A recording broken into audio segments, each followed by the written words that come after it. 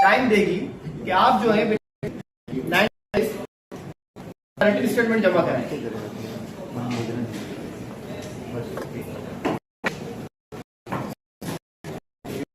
अच्छा, 90 डेज के बाद जब गवर्नमेंट ऑफिशियल्स करेंट स्टेटमेंट जमा कराते हैं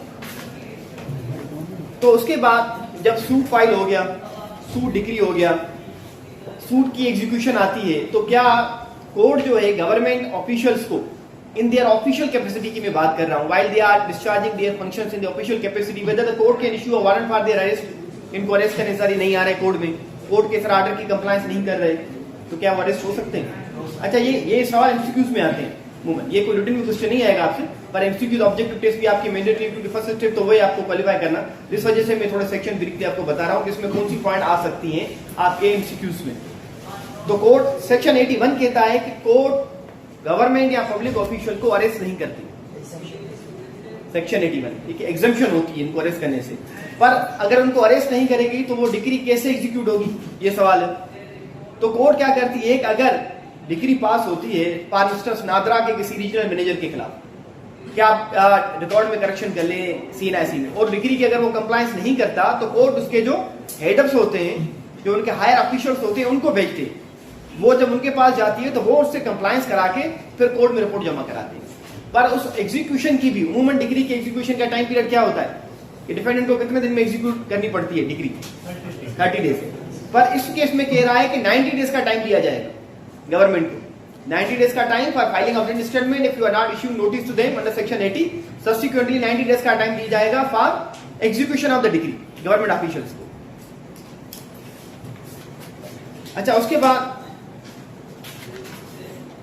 सेक्शन 94 है, सेक्शन 89, ये बड़ा अहम क्वेश्चन है, जो ये रिटन में आएगा, तो आपके पेपर्स होंगे उसमें भी आएगा, इंटरव्यू में भी आएगा। What is interpleader suit? आसान मुझे बताया आपने, सूट बिटवीन द डिफेंडेंट्स। जी, this is one of the ingredients of the suit for interpleader. Complete definition क्या है इसकी? Interpleader should be filed by any person who does not claim from the property. Just any expenses occurred on that and say that I am not can go to decide who is type on any property. अच्छा, ये online सुनने की। जी जी, आप क्या कह रहे हैं अभी बताएं?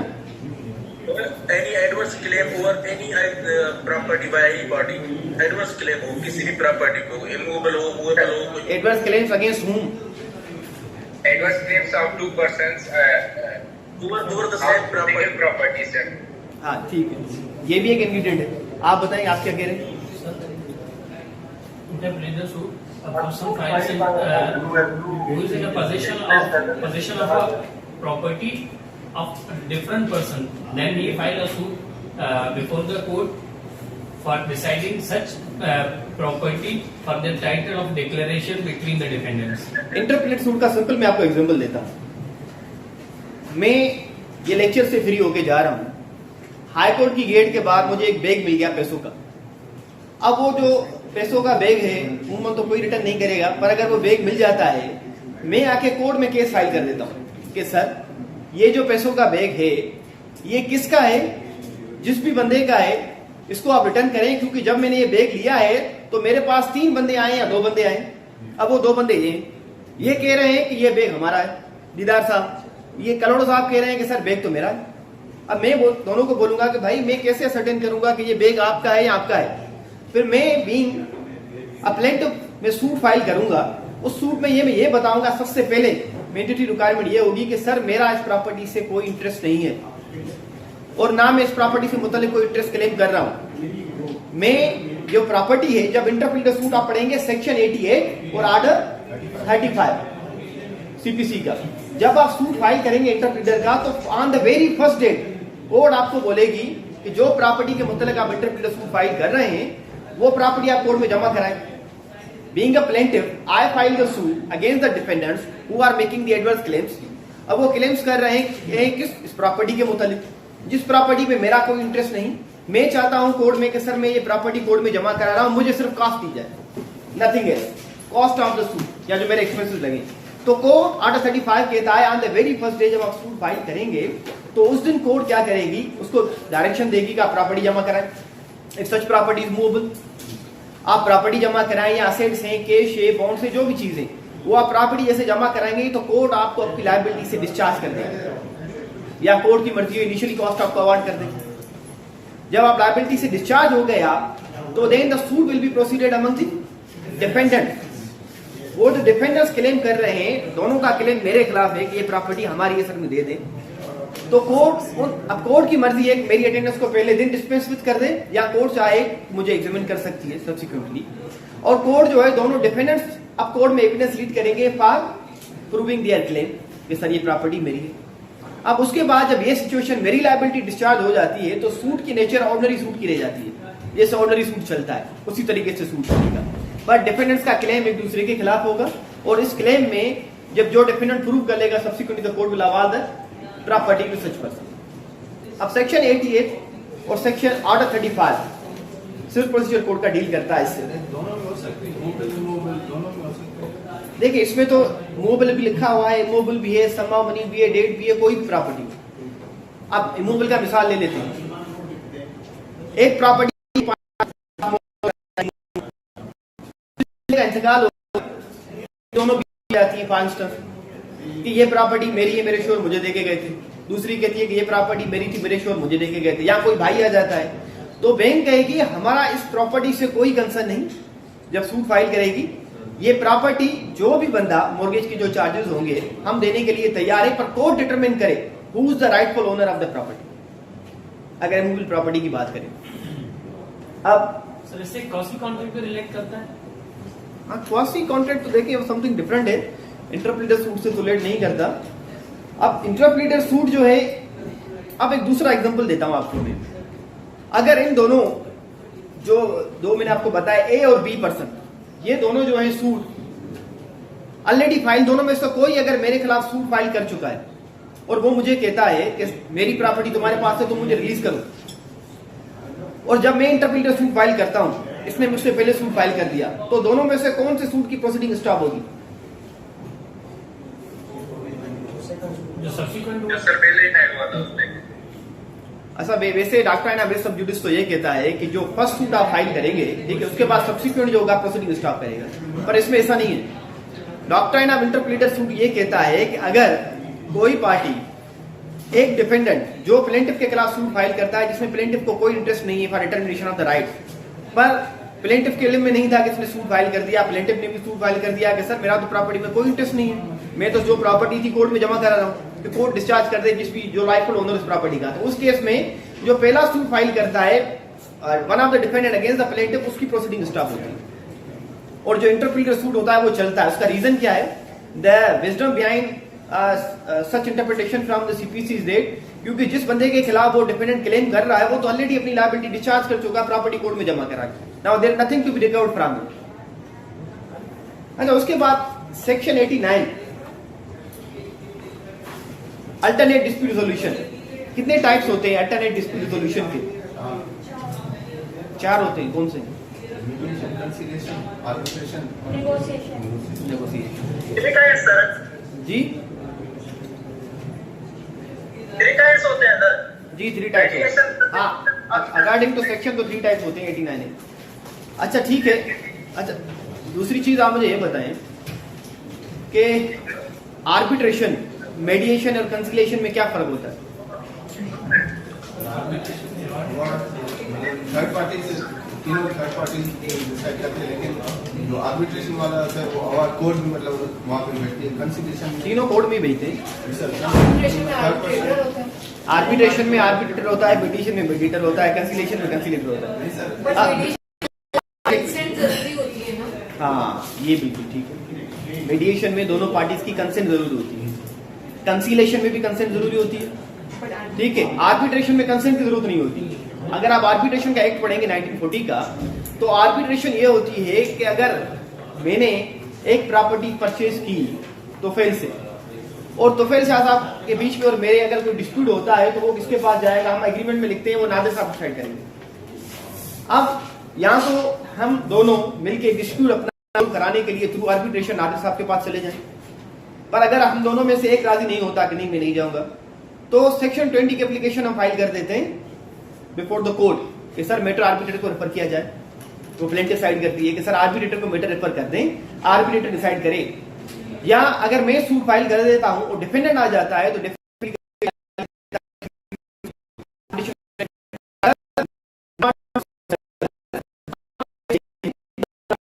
आर्बिट्रेटर जो है केस डिसाइड कर देगा। अब आर्बिट्रेटर जो है आर्बिट्रेशन के दौरान एविडेंस भी रिकॉर्ड करता है और आर्बिट्रेशन की जो फाइंडिंग होती है वो बाइंडिंग भी होती है, क्योंकि आर्बिट्रेशन जो अवार्ड पास करेगा उस अवार्ड को आप ऑब्जेक्शन कर सकते हैं वेरी लिमिटेड, पर ऑब्जेक्शन जो अवार्ड पास करेगा उसकी बेसिस पर कोर्ट डिग्री पास कर देगी। मतलब आर्बिट्रेटर आपसे ये नहीं कहे कोर्ट जो है स्टेप ले। तो सिविल सूट्स में क्या करते थे कि जो भी सिविल सूट फाइल होता था उस पर पार्टीज का अगर डब्ल्यूएस आ गया और कोर्ट असर्टेन करती थी कि this is a tribal issue between the parties और वो बड़ा आसानी से रिजोल्व हो सकता है बिफोर द मेडिएटर, तो कोर्ट पार्टीज की कंसेंट लेके मेडिएटर को भेज देती है। फिर मेडिएटर दोनों पार्टीज के बीच में उनको सुनने के बाद कम्युनिकेशन अरेंजमेंट करने के बाद जो उनके बीच में कंप्रोमाइज होता था एग्रीमेंट या अभी भी जो होता है वो एग्रीमेंट बना के कोर्ट के पास भेजते। अच्छा, उसके बाद सेक्शन 91 और 92 पब्लिक न्यूसेंस, ये क्रिमिनल लॉ में भी यूज होती है। सेक्शन 268 अगर आपने पढ़ा होगा पाकिस्तान पिनल कोड का, और ये सिविल लॉ में भी टर्म है private nuisance and public nuisance. Public nuisance हम कैसे कहते हैं?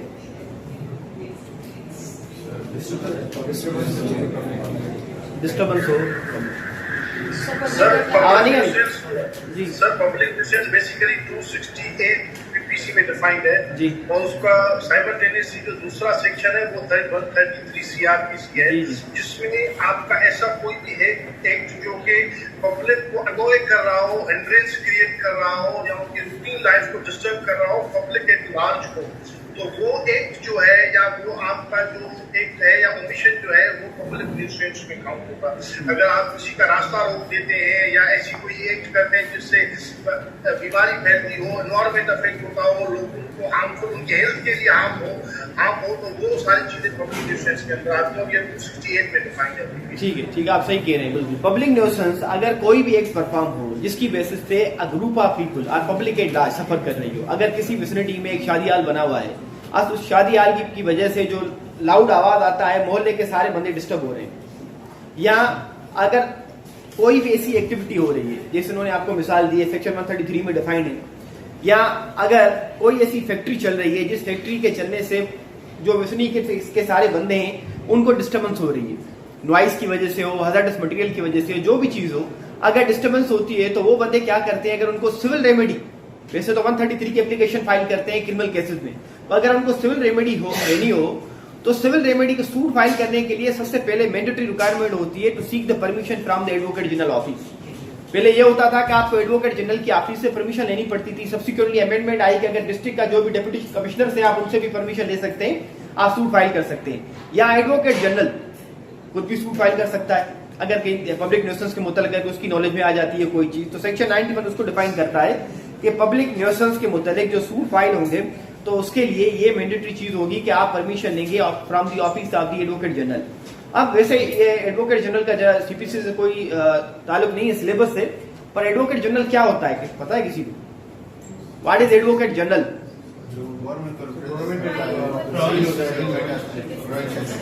आर्टिकल 140 डिफाइन करता है जी, article 140 of constitution of Pakistan define करता है advocate general is the chief legal adviser of the government. वो गवर्नमेंट जो उसको टास्क असाइन करेगी वो तो केसेस चलाएगा ही, पर उसके अलावा वो गवर्नमेंट को लीगल इश्यूज पे अपनी एडवाइस भी देता है। जैसे अगर अमूमन आपने देखा होगा कि हाई कोर्ट में कोई भी डिसीजन होता है तो उस डिसीजन को चैलेंज करने से पहले वो एडवोकेट जनरल के ऑफिस में भेजते हैं। एडवोकेट जनरल उस पर ओपिनियन देता है कि जी आप उसको चैलेंज कर सकते हैं कि नहीं, या उसको चैलेंज करना चाहिए आपको या नहीं करना चाहिए, उसके बाद में करते हैं। अब लाइकवाइज पब्लिक चैरिटीज का सेक्शन है। अब इस पब्लिक चैरिटीज के सेक्शन में कहते हैं कि अगर ब्रीच होती है किसी भी एक्सप्रेस टर्म की, वो कंस्ट्रक्टिव ट्रस्ट हो या एक्सप्रेस ट्रस्ट हो, क्या फर्क है दोनों में, कंस्ट्रक्टिव ट्रस्ट और एक्सप्रेस ट्रस्ट के बीच में?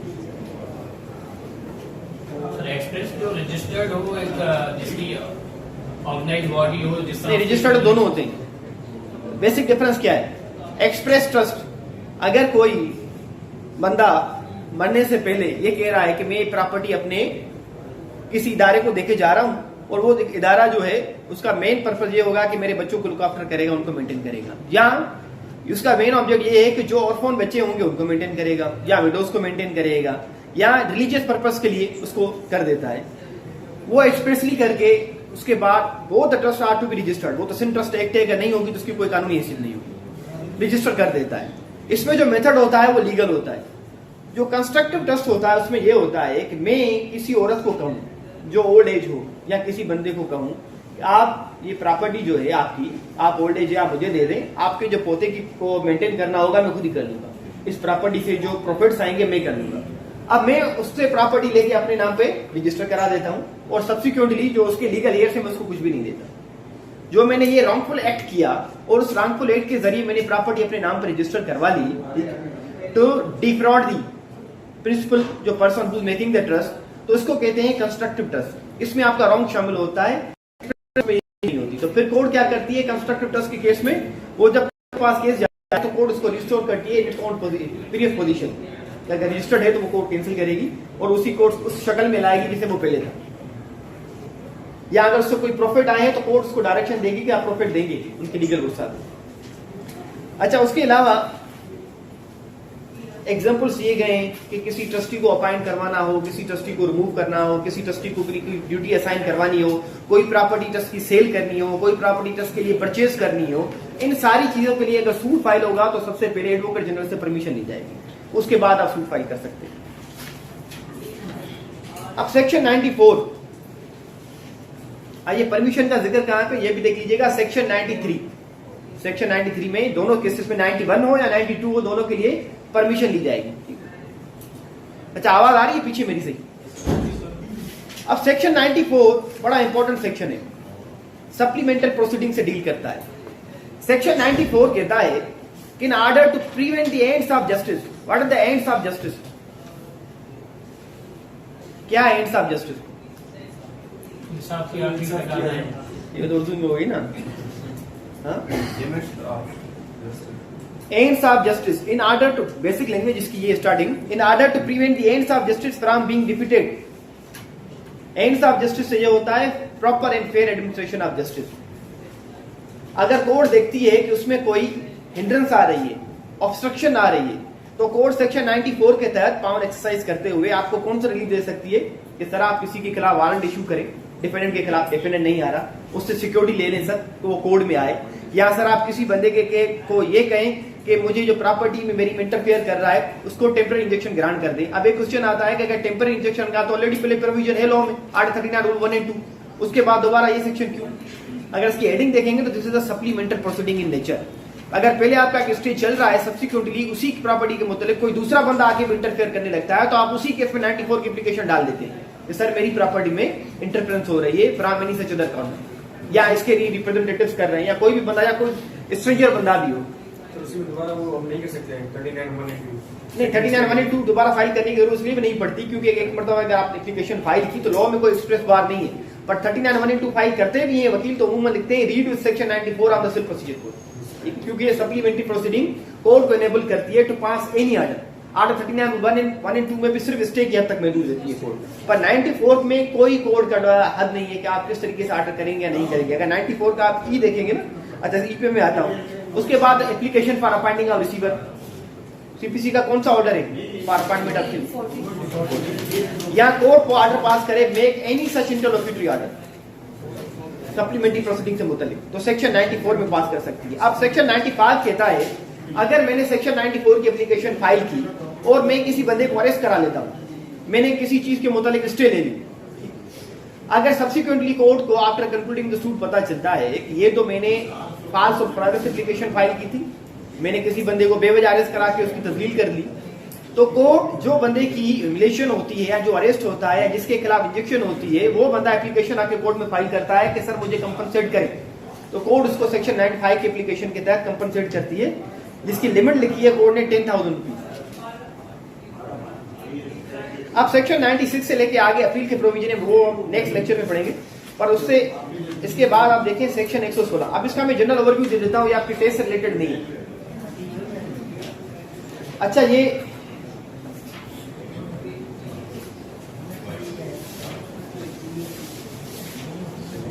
सेक्शन 121 देखेंगे, सीपीसी के दो पार्ट्स हैं, एक सब्सटेंटिव लॉ है सीपीसी का कोड, दूसरा इसका प्रोसीजरल लॉ। अब ये कहां पे लिखा गया है कि अगर सीपीसी का procedural law shall be presume as it is the part of the code, उसका सेक्शन 121 कहता है कि आप जो सीपीसी के, क्योंकि हाई कोर्ट जो है अपने रूल्स बनाती है, हर प्रूवेंस की हाई कोर्ट कोर्ट की इन्फोर्समेंट के लिए या प्रोसीजर फॉर्मेलिटीज के लिए वो सारी डिफाइन है, समन हो, प्रोसेस हो, इंस्पेक्शन हो, रिकवरी हो, रिसीवर हो, कोई भी चीज हो जिसके मतलब प्रोसीजर प्रोवाइड किया गया है वो हाई कोर्ट फ्रेम करती है। अगर वो रूल्स कंट्राडिक्ट करेंगे कोर्ट से, then the court will prevail, these sections will prevail, ठीक। पर अगर कोर्ट चाहे तो जो रूल्स बनाएगी वो इन कंफर्मिटी विद द कोड होना चाहिए, ठीक है, जैसे हम कहते हैं सेक्शन 159 सीपीसी तक वो होने चाहिए, उनसे कंफर्मिटी में होंगे और रूल्स को हम ये ट्रीट करेंगे कि these rules are the part of the court section उनका पार्ट है। पर उसके लिए ये लाजमी है कि हाई कोर्ट की एक कमेटी बैठती है, हाई कोर्ट की कमेटी बैठेगी headed by the chief justice.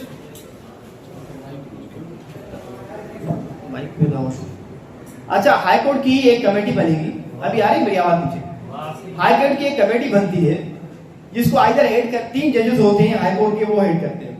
अच्छा, 3 जजेस मेंबर होते हैं, उनमें से एक जो होगा उसका हेड होगा, अदरवाइज अगर 3 मेंबर नहीं है तो चीफ जस्टिस खुद इसको प्रिजाइड कर सकता है।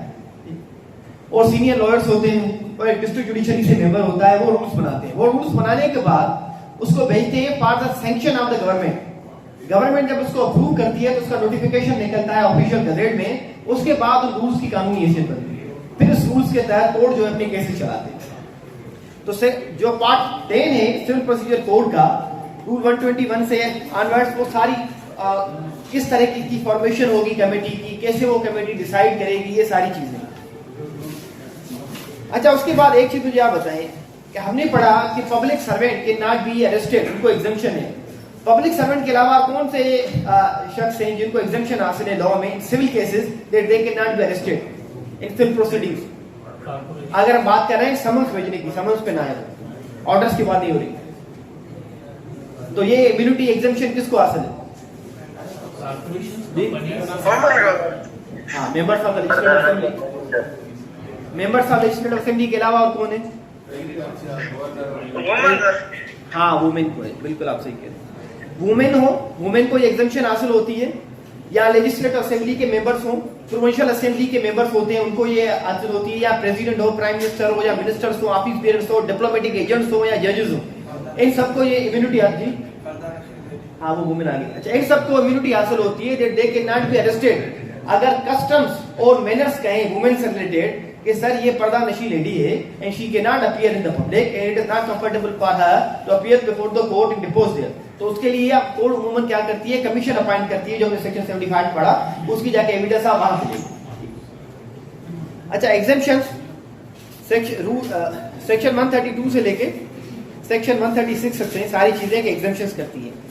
अब एक जब भी हम सूट फाइल करते हैं तो सूट फाइल करने के साथ जब हम प्लेन फाइल करते हैं बिफोर द ऑफिस, जो हम आगे पढ़ेंगे, तो उसमें सबसे पहले एक ओथ ली जाती है हमसे। वो सेक्शन 139 कहता है कि जब आप सूट फाइल करेंगे, आइदर द जजेस themselves will take the oath और एनी अथॉराइज्ड ऑफिसर, जैसे आप हाई कोर्ट में केस फाइल करेंगे तो असिस्टेंट रजिस्ट्रार आपसे ओथ लेता है बाय फाइलिंग द एफिडेविट कि जी भाई मैं जो बोल रहा हूं सच बोल रहा हूं। अब इसके अलावा सेक्शन 144, ये बड़ा इंपॉर्टेंट सेक्शन है प्रैक्टिस में भी और आपकी टेस्ट के मुतालिक भी। एप्लीकेशन फॉर रेस्टिट्यूशन, ये क्या है एप्लीकेशन फॉर रेस्टिट्यूशन?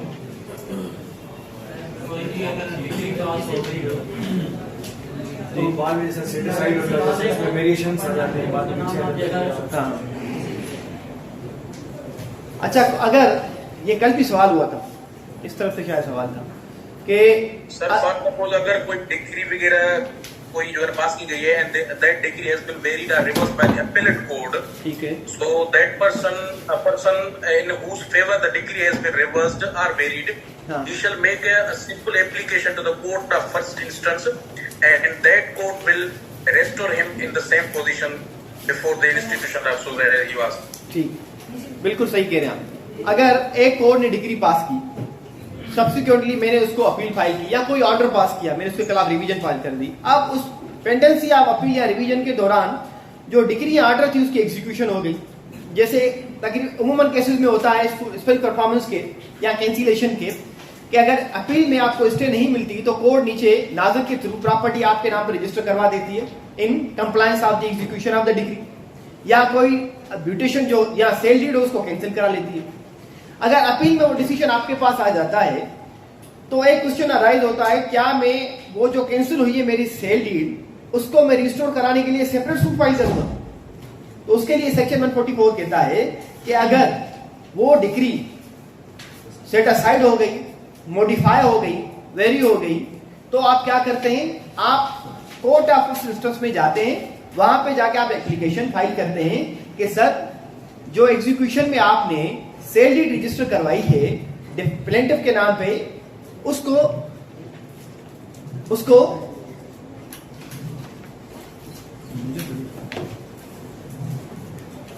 आप क्या करें, रिवर्स करें, रिस्टोर करें, उस कंडीशन में लाएं जैसे वो पहले थी सर। ठीक है, अगर डिफेंडेंट अपील फाइल करता है तो सर वो प्रॉपर्टी मेरे नाम पे होनी चाहिए, मेरे नाम पे आप रजिस्टर करवाएं दोबारा, ठीक है, और मुख्तियारकार को डायरेक्शन देकर उसे कैंसिल करें। या अगर मैंने कोई सूट फॉर डैमेजेस फाइल किया है, सूट फॉर डैमेजेस फाइल करने के बाद कोर्ट मुझे डैमेजेस ग्रांट कर देती है, अपील में पेंडेंसी होती है, एग्जीक्यूशन मेरी अलो हो गई, तो जो पैसे मैंने कोर्ट में जमा कराए, कोर्ट कहती है the precautionary major until the decision of the appeal आप कोर्ट में जमा करा दें। तो अगर वो डिसीजन सेटिस्फाइड हो जाए डिग्री का तो कोर्ट जब एप्लीकेशन फाइल करते हैं तो रिस्टोर करती है उसी पोजीशन में उसको। तो इससे रिलेट करता है एप्लीकेशन फॉर रेस्टिट्यूशन जो आप सेक्शन 144 की लगाते हैं। अच्छा, उसमें अगर आपने कोई कॉस्ट दी हो, कोई डैमेजेस हो, कंपनसेशन हो, मीन प्रॉफिट्स हो, जो भी आपने एग्जीक्यूशन आप डिग्री में जमा कराए होंगे कोर्ट में या एनफोर्समेंट हुई होगी, वो सारी चीजें रिस्टोर करानी है कोर्ट को। रेस्टिट्यूशन का बेसिकली मकसद ये कि उसको उस पोजीशन में लाया जाए जैसे वो पहले थी, रिस्टोर किया जाए। अच्छा, उसके बाद सेक्शन 145 है, अगर कोई आगे बंदा श्योरिटी खड़ा हो जाता है किसी जजमेंट लेटर के ब्याह पे कि सर मैं लायबिलिटी लेता हूं कि मैं एग्जीक्यूट करूंगा, तो कोर्ट जो है वो डिग्री उसके खिलाफ एग्जीक्यूट करवाएगी। अब हम आते हैं सेक्शन 151।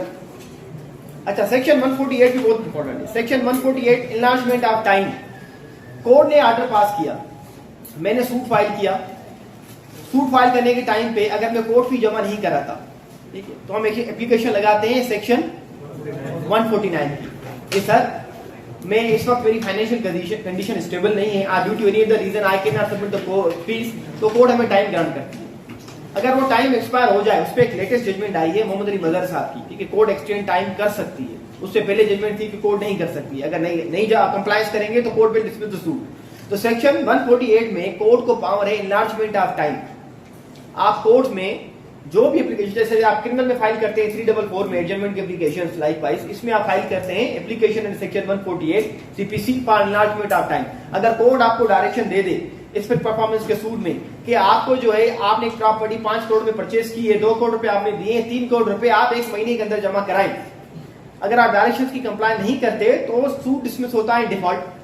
पर अगर आप कहें कि सर आई नीड टाइम, मुझे 1 हफ्ते का और टाइम दे दें, I will submit the remaining amount remaining sale consideration before the court after period of 1 week, तो आप 148 की एप्लीकेशन फाइल करते हैं for enlargement of time. Section 151 inherent powers of the court, यह कहता है कि कोर्ट को इनहेरेंट पावर है necessary for the ends of securing the ends of justice or to prevent abuse of the process of the court। Section 151 की application ends of justice मैंने आपको पहले बताया, अगर कोर्ट कोई भी डिग्री पास करती है या सूट के दौरान कोर्ट देखती है कि हमें कोई ऐसा ऑर्डर पास करना चाहिए जिससे हम डिग्री या आउटकम ऑफ द सूट को सिक्योर कर सकें, या जिससे हम डिफेंडेंट को या प्लेंटिफ को कोई प्रेजुडिस कास्ट ना हो, then the court can pass any order. हालांकि ये क्रिमिनल प्रोसीजर कोड में भी ये प्रोसीजर है, पर उसके बाद सलाहुद्दीन गौहर साहब की जजमेंट भी आई थी 2016 की, अगर कोर्ट में कोई प्रोविजन ना हो तो court can pass any order, criminal procedure code. Like CPC में एक 151 में court while exercising the inherent jurisdiction can pass any order for securing the ends of justice and to prevent the abuse of the process of the court. Section 152 और 153 में basic difference क्या है? Amend दोनों deal करते हैं amendment. Section 152 कहता है अगर कोर्ट ने कोई जजमेंट डिग्री ऑर्डर पास कर दिया, अब उसमें कोर्ट ने कोई क्लेरिकल मिस्टेक कर दिया, अरिथमेटिकल इशू आ गया, या court while passing the judgment decree कोई चीज ओमिट कर देती है, ठीक है, किसी का नाम पूरा लिखना था, कोर्ट ने नहीं लिखा, ठीक है, नाम उसका पूरा, कोई फिगर पूरी लिखनी थी, कोर्ट ने वो मेंशन नहीं की, या कोर्ट से कोई फिगर में क्लेरिकल मिस्टेक हो गई, किसी अमाउंट में हो गई, तो आप सेक्शन 152 की एप्लीकेशन फाइल करते हैं। पर अगर आप देखें during the pendency proceeding general power to amend, अगर आप कहते हैं कि court at any time at any such time during the proceeding of the court आपको किसी अपने रिटन स्टेटमेंट में करेक्शन करानी है, एप्लीकेशन में करेक्शन करानी है, आपको अपनी प्लेंट में करेक्शन करानी है, not amendment, I am not talking about the amendment, correction करानी है, then you can file this application. 153 की आप एप्लीकेशन फाइल कर सकते हैं फॉर सीकिंग करेक्शन और फॉर रेक्टिफाइंग एनी डिफेक्ट और एरर इन द प्रोसीडिंग्स। अब उसके बाद ट्रायल पे चलते हैं।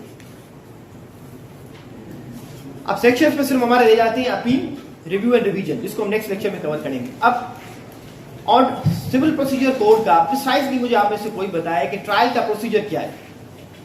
Initial almost 21 orders. 21 ऑर्डर से, ठीक है सर इश्यूज जी। इश्यूज से आगे का नहीं, I am asking about what is the procedure of the trial in civil cases. Institution of suit, then summons, then written statement, अच्छा, आप पहले प्लान फाइल होता है, रिटन स्टेटमेंट होगी, then after appearance of parties, consequences of non appearance, then after सबसे पहले आप मैं प्रिसाइजली बता देता हूं, then we will go thoroughly through orders and rules. सबसे पहले हम क्या करते हैं, we will file the plaint. पर प्लेंट फाइल करने से पहले, अच्छा हमने प्लेंट फाइल कर दी, कोर्ट ने समन्स निकाल दिए, डिफेंडेंट आया, डिफेंडेंट ने आके रिटन स्टेटमेंट फाइल कर दिया, अगर एडमिशन कर दी तो कोर्ट डिग्री पास कर देगी उसी पर, ठीक है, अगर नहीं करती फिर भी कोर्ट कर सकती है आर्डर 210 में। अच्छा, उसके बाद जब रिटन स्टेटमेंट फाइल होने के बाद कोर्ट देखती है आपको फर्स्ट ओरल हियरिंग, ये क्वेश्चन इंटरव्यू में बड़ा आता है, मुझसे तो पूछा गया था कि what is the first oral hearing आप किसे कहते हैं, और वो कहां पे डिफाइंड है, मोबाइल नंबर स्क्रीन पे।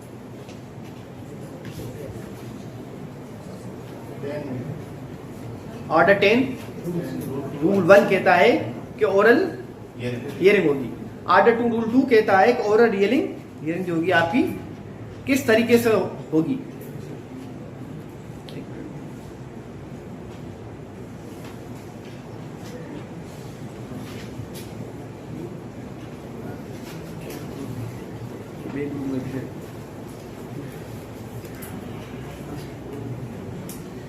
अच्छा, ओरल हियरिंग के बाद पार्टीज इंटरोगेटरी जमा कराते हैं, हालांकि this is mandatory requirement of the law कि आपको इंटरोगेटरी जमा करवानी है, तो हमारी डिस्ट्रिक्ट कोर्ट्स में ये प्रैक्टिस बहुत कम होती है। उमूमन ऐसे होता है कि अगर आपने रिटन स्टेटमेंट आ गया while orally examining the parties, court ये देखती है कि डिफेंडेंट साइड से कोई काउंसिल नहीं आया, प्लेंटिफ से काउंसिल नहीं आया, उसको फेल कर दिया। हालांकि लॉ कहता है कि the court shell orally examine the parties. उसका पर्पस क्या था कि ये मेडिएशन, रिकंसिलिएशन की या आर्बिट्रेशन की आपको नौबत नहीं आती अगर कोर्ट प्रॉपर्ली ऑर्डर 10 रूल 2 के पावर एक्सरसाइज करता है और ओरली एग्जामिन करता है पार्टीज को, डॉक्यूमेंट्स को एग्जामिन करता है और पार्टीज के कंटेंशन सुनता है, और कोर्ट अगर देखता है there is no dispute between the parties, court will pass the judgment. अगर कोर्ट देखता है कि उस पार्टीज के बीच में जो इशू है किस नेचर का है, at the time court orally examine करने के बाद देखेगा कि सूट तो मेंटेनेबल ही नहीं है, डिफेंडेंट ने इंटरोगेटरी जमा करा दी, sir suit was already decided by another court, वो तो चल चुका है, ये आपके पास कैसे आ गया, सर ये सूट तो बार्ड बाय लिमिटेशन है। कोई भी इशू आ जाता है कोर्ट के पास जिसमें वो लीगल हो, या sir he has no cause of action because no agreement was executed between him and me at the time, at the certain date, I was not in Pakistan. How it is possible that I put my signature on such stamp paper on certain date? ये possible ही नहीं है। Nowadays, this power are exercised by registrar mostly. वो मतलब thoroughly वो देखते हैं, मतलब कहते हैं और जजेस वो मतलब प्रॉपर्ली उसे रजिस्ट्रार। अच्छा, उसके बाद जब आपकी ओरल एग्जामिनेशन ऑफ पार्टीज की हो जाती है, अच्छा इंट्रोगेटरीज आपकी आ गई, कोर्ट ने डिस्कवरी हो गई डॉक्यूमेंट्स की, पाउंडमिंग हो गई डॉक्यूमेंट्स वगैरह की, सब्सिक्वेंटली कोर्ट क्या करती है, इश्यूज फ्रेम करती है, आपको डायरेक्शन देती है, आप लिस्ट ऑफ डॉक्यूमेंट कोर्ट में जमा कराते हैं, then the plaintiff side will lead evidence, उसकी एविडेंस होती है, अदर साइड को क्रॉस की अपॉर्चुनिटी दी जाती है, वो साइड क्लोज करते हैं, then the defendant side will lead the evidence, फिर उनको क्रॉस की अपॉर्चुनिटी दी जाएगी, फिर आर्गुमेंट्स कोर्ट सुनती है दोनों पार्टीज के, फिर कोर्ट जजमेंट अनाउंस कर देती है, उसके बाद एग्जीक्यूशन का प्रोसीडिंग है, फिर अपील रिवीजन। अब हम आते हैं, अब अगर आप सीक्वेंस को देखेंगे सिविल प्रोसीजर कोड की, सबसे पहले दिया गया है ऑर्डर 1। ऑर्डर 1 किस चीज से ट्रीट करता है, पार्टी टू सूट। क्यों पार्टी टू सूट, पहले ये ऑर्डर क्यों दिया गया, डिस्प्यूट होगा, कोई बंदे होंगे तो अगर मैं इरादा करता हूं तो फाइल अ सिविल सूट तो मैं किसी के खिलाफ फाइल करूंगा। तो आप ऑर्डर 1 आपको बताता है सूट में पार्टीज कौन होनी चाहिए। अगर प्रॉपर्टी मैंने लिए रिलीफ मुझे क्लेम करना है तो मुझे प्लेंटिफ बनना चाहिए, मेरा भाई आके प्लेंटिफ बनेगा। अगर मैंने प्रॉपर्टी परचेज गुड्स परचेज किए हैं नादिर साहब से, तो डेफिनेट नादिर साहब होना चाहिए जो मुझे नहीं दे रहे हैं, या इसका कोई दूसरा बंदा होना चाहिए। तो ऑर्डर 1 आपको बताता है which will be the parties of the suit, कौन सी होनी चाहिए। ऑर्डर 1 रूल 1 कहता है कि हर वो बंदा प्लेंटिफ बन सकता है जिसका रिलीफ क्लेम करने की उसमें लॉ ऑथराइज करता है कि आप रिलीफ क्लेम कर सकते हैं अगेंस्ट सर्टेन डिफेंडर्स, क्योंकि आपके सर्टेन राइट्स की वायलेशन हुई है। All those persons can be joined as a plaintiff. Likewise, all those person can be joined as a defendant against whom relief can be claimed. जिसके खिलाफ आप relief claim कर सकते हैं वो सारे बंदे को आप डिफेंडेंट बना सकते हैं। अब ऑर्डर 2 रूल 2 कहता है power of the court to order separate trials.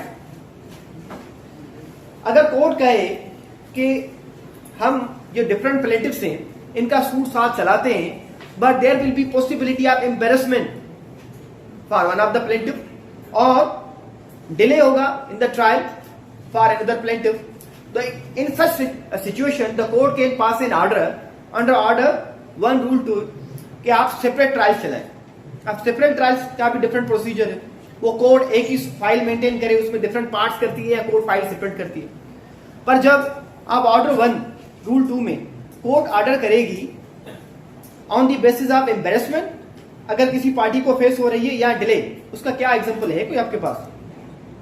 Sir अगर कोई मतलब डिफेंडर या प्लेंटिफ मतलब कंप्लेंट नहीं करता और सी कोर्ट फीस वगैरह कॉस्ट पर जमा नहीं करा, दो बंदों का क्लेम हो रहा है, वो चीज मतलब अगर दो बंदे, अच्छा एक गाड़ी का एक रोड पे एक्सीडेंट हो जाता है बिटवीन द डिफरेंट कार्स की, एक बंदे को जो the person who is responsible accident के लिए उसके जरिए एक बंदे को पर्सनल इंजरी कॉज हो जाती है। पर्सनल इंजरी इसको कॉज हो गई, दूसरे बंदे की प्रॉपर्टी को लॉस हो जाता है, जैसे गाड़ी को लॉस हो गया। एक बंदा रोड पे खड़ा था, उसको गाड़ी हिट की, पर्सनल इंजरी हो गई, दूसरे बंदे की गाड़ी से टच हुआ, वो उसको डैमेजेस हो गया। अब जो पर्सनल इंजरी वाला बंदा है, while he will depose before the court, he will face the embarrassment to disclose his injuries publicly. अगर कोर्ट में कहे कि सर मुझे ये इंजरीज आई हैं and I can not disclose his injuries before the court, open court में नहीं कर सकता, सो माय ट्रायल में भी सेपरेटेड कोर्ट को एप्लीकेशन दे। और दूसरा बंदा कोर्ट कहे देखिए ये तो एम्बैरेसमेंट फील करेगा, पर द अदर पर्सन जिसके बारे में वो पर्सन कह रहा है कि सर पहले ब्रेक इसने लगाया था फिर मेरी गाड़ी लगी, मैंने जाके गाड़ी नहीं लगाई, तो कोर्ट वो डिटरमाइन करने के लिए क्या करेगी, पार्टीज की अब फुल ट्रायल चले, एविडेंस रिकॉर्ड हो, उसमें कोई एक्सपर्ट की रिपोर्ट आए, कोई मैकेनिस्ट की आए, मैकेनिस्ट की रिसिप्ट लेके आए, मैकेनिक को कोर्ट में प्रोड्यूस कर दे, सारी चीजें कि इसकी वजह से इसके क्लेम को डिले हो सकती है। तो इस सिचुएशन में कोर्ट क्या करती है, ट्रायल सेपरेट करती है। अब उसके बाद ऑर्डर 1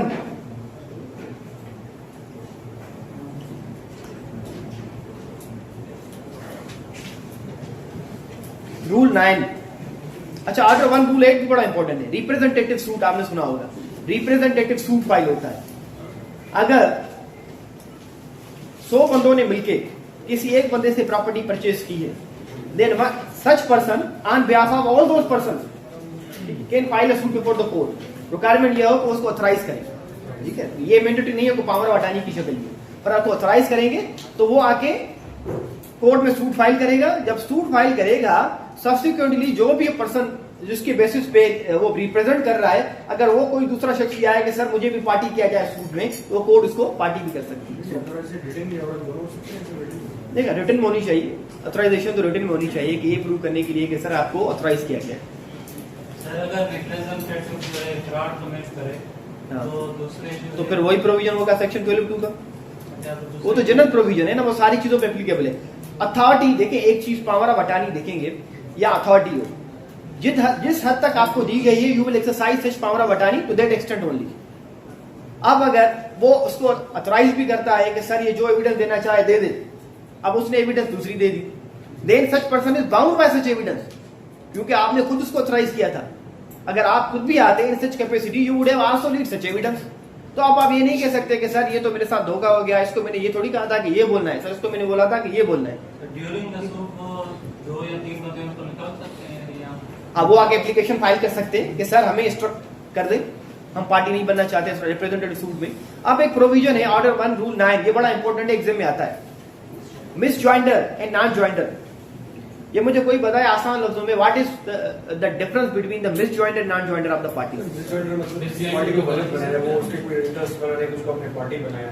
नॉन ज्वाइंटर जिसको बनाना था लेकिन हमने उसको बनाया। ठीक, अब अगर मैं सूट फाइल कर देता हूं, suit for expect performance of contract या suit for recovery of immovable property, अब जो बंदा पोजीशन में बैठा है उसको मैं पार्टी नहीं कर रहा, मैं दूसरे बंदे को पार्टी कर देता हूं इस केस में। तो जब मैं सूट फाइल करूंगा तो कोर्ट मुझे कहेगी कि आपने जिसके खिलाफ सूट फाइल किया है such person not position of the property, position में तो दूसरा बैठा हुआ है, या प्रॉपर्टी आपने इस बंदे से तो नहीं ली, प्रॉपर्टी तो आपने दूसरे बंदे से ली है। तो इस सिचुएशन में कोर्ट क्या करती है, आप एप्लीकेशन फाइल करते हैं, ऑर्डर 1 रूल 10 की फाइल करेंगे ना कि बहुत, ये तो इनेबलिंग प्रोविजन तो ऑर्डर 1 रूल 10 है कि आपको इंस्ट्रक्ट करवाना है या ऐड करवाना है, जो भी चीज है। तो सर ये मिस ज्वाइंटर ऑफ पार्टी से आपने गलत बंदे को पार्टी कर दिया है, या नॉन ज्वाइंटर, आपने सूट तो फाइल किया है किसी बंदे के खिलाफ प्रॉपर्टी से रिलेटेड, आप गवर्नमेंट फंक्शनरीज को तो पार्टी करें, उनको अभी तो वर्बेटम आना चाहिए अंदर रिकॉर्ड कि वो क्या कहते हैं। अब ऑर्डर 1 रूल 10 ये भी बड़ा इंपॉर्टेंट है, तो कोर्ट को पावर है कि अगर सूट फाइल हो जाए in the name of the wrong person, plaintiff wrong person हो या डिफेंडेंट रॉन्ग पर्सन हो, सूट फाइल हो जाता है तो हम कोर्ट में एप्लीकेशन फाइल करते हैं कि sir such person has been wrongly implicated as the plaintiff और the defendant, his name may be struck off, या सर इन्होंने जो सूट फाइल किया है there nothing against me in this suit, there no contentious material against me, when my name may be deleted from the suit because there no prayer against me, I am a pro forma party और मेरी तो कोई जरूरत ही नहीं है suit में। अगर wrongly add हो जाता है तो इस सिचुएशन में कोर्ट जो है उसको ऐड कर सकती है ना या डिलीट कर सकती है। अच्छा, इसके बाद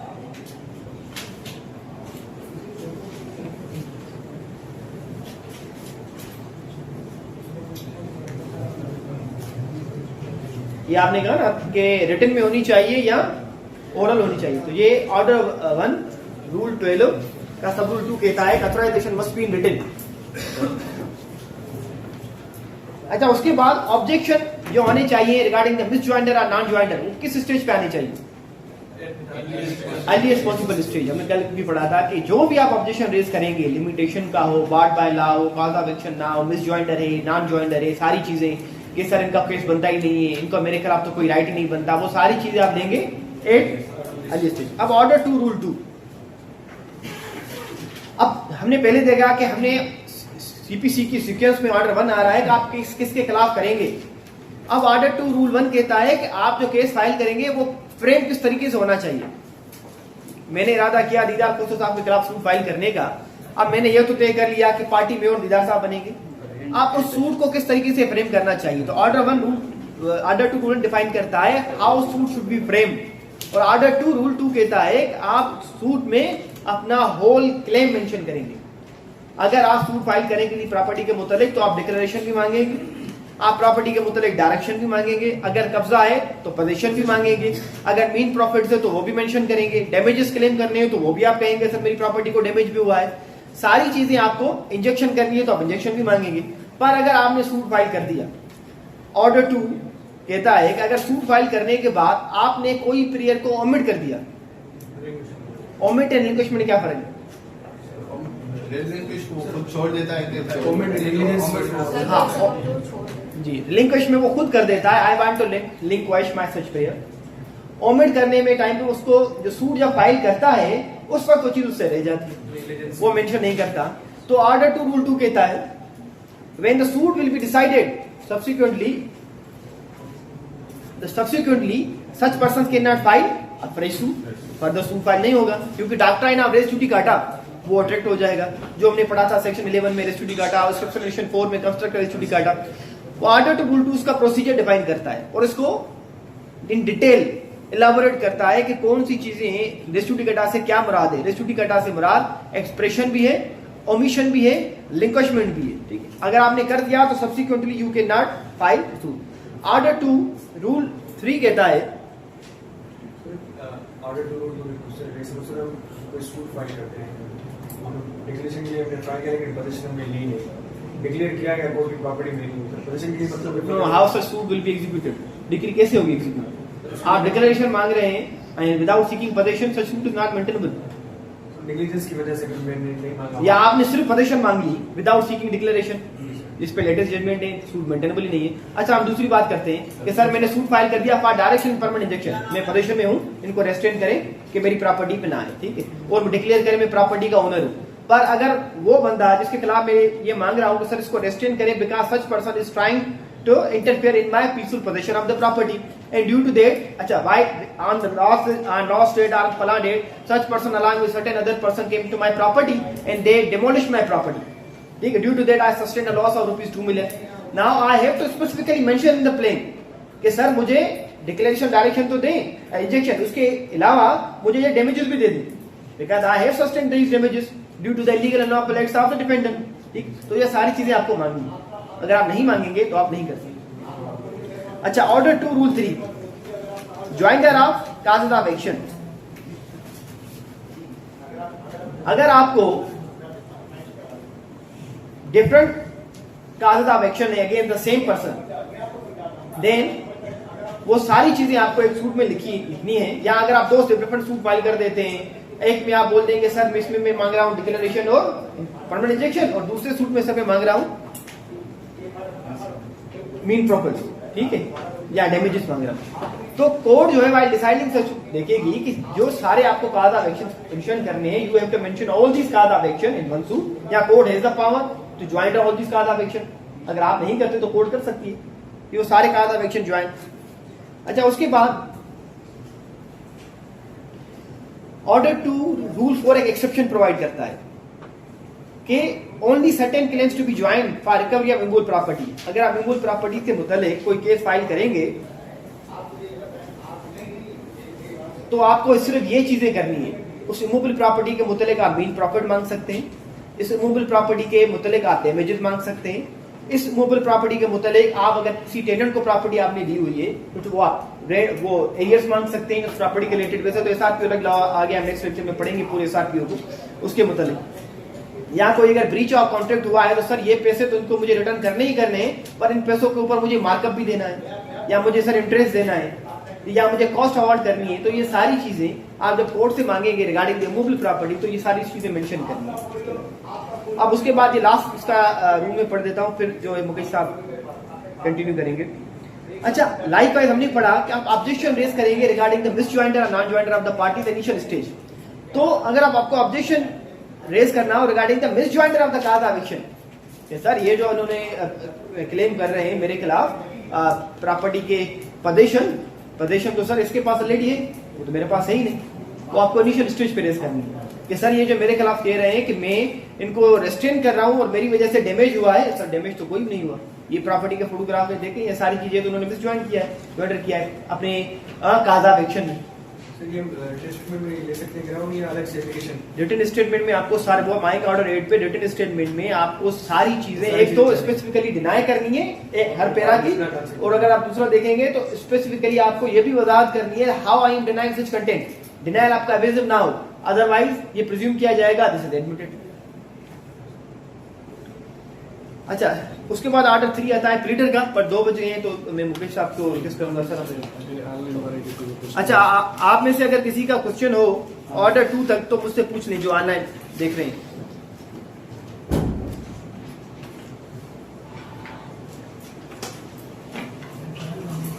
Kindly repeat. अच्छा, मैं ये पूछ रहा था कि ऑब्जेक्शन है तो कोई पूछ, ऐसा क्वेश्चन है तो पूछ ले, मुझसे यही कह रहा है।